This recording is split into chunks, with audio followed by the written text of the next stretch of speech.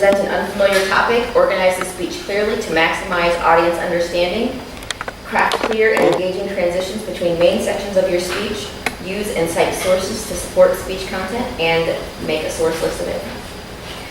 Martie Ogborn, History of Fairy Tales.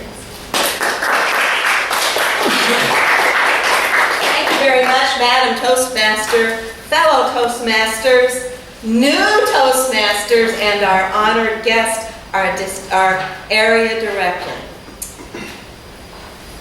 Children, gather round. I have a story to tell you that was told to me by the fairies. I use that phrase when I talk to my granddaughters, their sisters. And the story that I told them was about the diamonds and the frogs. There was a granny, that's what they call me, who had two little girls, and they had traveled a ways. Now, the granny was trying to teach the two little girls some manners. So she asked the little girls to please go and sit by the well, because she knew that there was a fairy who would be there in the shape and form of an older woman. At that moment, as the little girls were sitting there by the well, the fairy appeared in that shape of an older woman and said, "Children, would you please help me?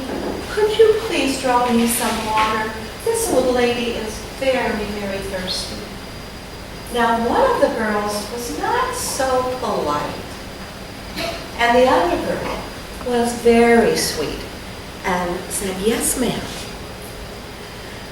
The moral of the story was that because you use your manners, the fairy bequeathed a gift that whenever these children used beautiful words, diamonds and gems and jewelry came from their mouth. But whenever they were cranky and aggravated and were not cooperating, there were things like toads and vipers and spiders. So that was my way to share a fairy tale with our granddaughters to help them understand. And in fact, that's where fairy tales came from. In the 1600s, just as Germany was coming out of the Middle Ages, there were stories that were shared throughout the land. We know the story of Cinderella, and we might not know it is based on actual circumstances. There truly was a gentleman in Germany who had a wonderful home and a beautiful daughter and a lovely wife. The daughter was only 4 years old in reality, and it was at that time that the wife and mother passed away. And unbeknownst to the gentleman, he brought into the home a rather ugly, grumpy stepmother with stepsisters. So there is the basis of that story, Cinderella.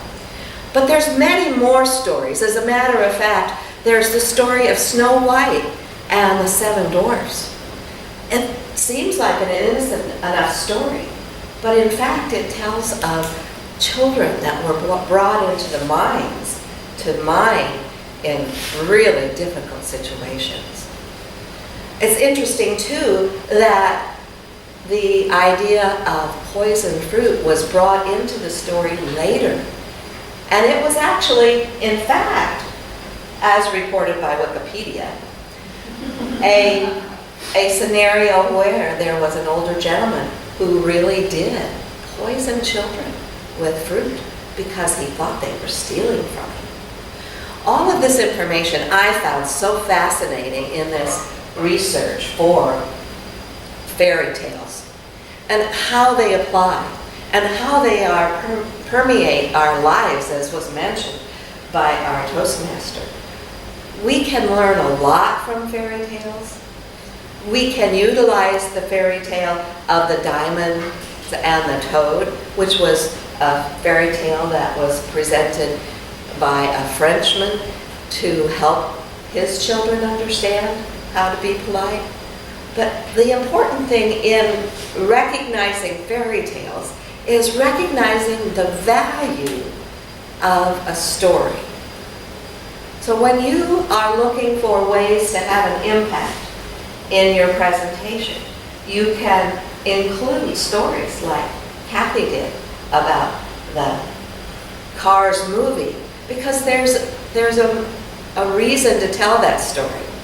And there's a reason that that story has been told over and over and over again. So think about that as you get ready to prepare your next presentation, and possibly connect it with a fairy tale, because you will be in certainly good company, and you'll be able to make your point with a little bit of flair. And maybe the fairies will talk to you. Madam Toastmaster.